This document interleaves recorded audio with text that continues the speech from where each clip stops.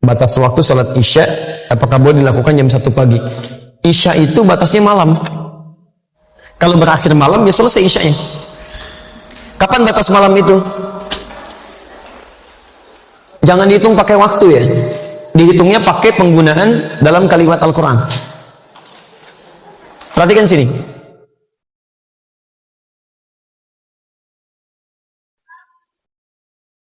Sholat isya itu dikerjakan waktunya kapan?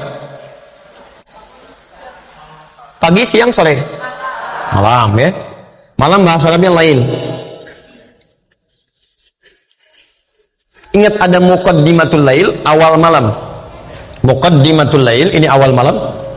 Ada lail, ini malam. Kalau muqaddimatul lail, ini belum malam. Baru jeda waktu menuju malam. Ini yang disebut dengan maghrib. Maghrib. Biasanya untuk menunjuk pada waktu ini menggunakan kata ila sebelum kata lain. Ila. Misal, Anda puasa kan? Mulainya kapan? Subuh. Baik. Bukanya kapan? Maghrib kan? Maghrib. Ketika menyebutkan maghrib, kalimat Qurannya ini ilal lail. Quran surah kedua Al-Baqarah ayat 187. Paling kanan di pertengahan. Tsumma atimmus siyama ilal lail. Kemudian sempurnakanlah puasa sampai di awal malam. Maksudnya maghrib. Bukan sampai isya. Awas, karena ada orang dalam satu aliran, dalam sekte Syiah, itu puasanya sampai isya. Betul, sampai isya, terlampau soleh. Nabi aja maghrib, dia isya. Jadi kalau antum punya teman, maghrib gak mau buka, kemudian dia masuk kamar misalnya, terus isya dia baru buka, nah itu terindikasi Syiah diantaranya. Ya. Nah sekarang lihat, kalau sampai masuknya malam, maka itu yang disebut dengan lail. Lail. Ini yang dimaksud dengan malam. Kalau malam sudah tiba, maka dimulai dengan isya di sini. Isya. Kapan batasnya malam ini? Batas malam itu ketika malam mulai habis muncul fajar. Ya. Lihat kalimatnya.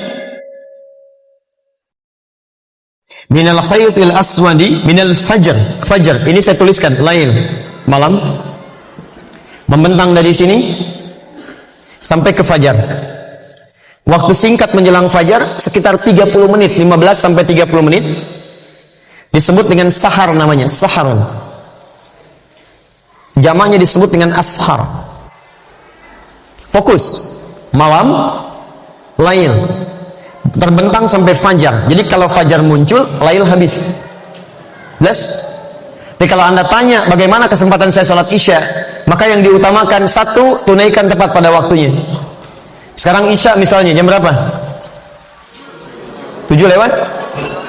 Baik, di Bekasi 7 lewat 7 misalnya kan? Baik, 19 bisa di sini lewat 5. Maka ketika muncul azan, Allahu Akbar menunjuk pada waktu ini, maka dimulai sholat isya. Terbentang luas. Terbentang luas. Tapi keluasan ini pun diikat dengan waktu yang paling utama. Yang paling utama, tunaikan tepat waktu. Kalau Anda terbiasa tahajud, takut kehilangan tahajud, boleh kemudian Anda jadikan sholat isyanya diakhirkan. Kalau Anda terbiasa tahajud, ingat, hadis mengakhirkan sholat isya, itu adalah hadis yang disampaikan kepada Nabi ketika meminta orang ini, khususnya sahabat Umar bin Khattab radhiyallahu ta'ala anhu, supaya tidak ketinggalan tahajud. Beliau akhirkan sholat isya itu supaya bisa bangun tahajud. Karena umumnya orang kalau belum mengerjakan yang wajib akan biasa lebih kuat motivasinya bangun dibandingkan dengan yang sunnah. Nggak percaya begini, Bapak Ibu belum sholat isya, silahkan tidur, malamnya pasti bangun. Karena ada beban yang merasa belum ditunaikan. Tapi kalau Anda misalnya maaf sudah sholat isya, kemudian Anda tidur tidak terbiasa tahajud, itu bangunnya boleh jadi bisa mendekat ke subuh. Jelas ya? Nah jadi lihat sini, jika Anda kemudian ingin berusaha menunaikan tahajud dan terbiasa tahajud, maka boleh kemudian mengakhirkan sholat isya, tapi pada batas-batas yang ditoleransi. Tidak terlampau mepet ke subuh.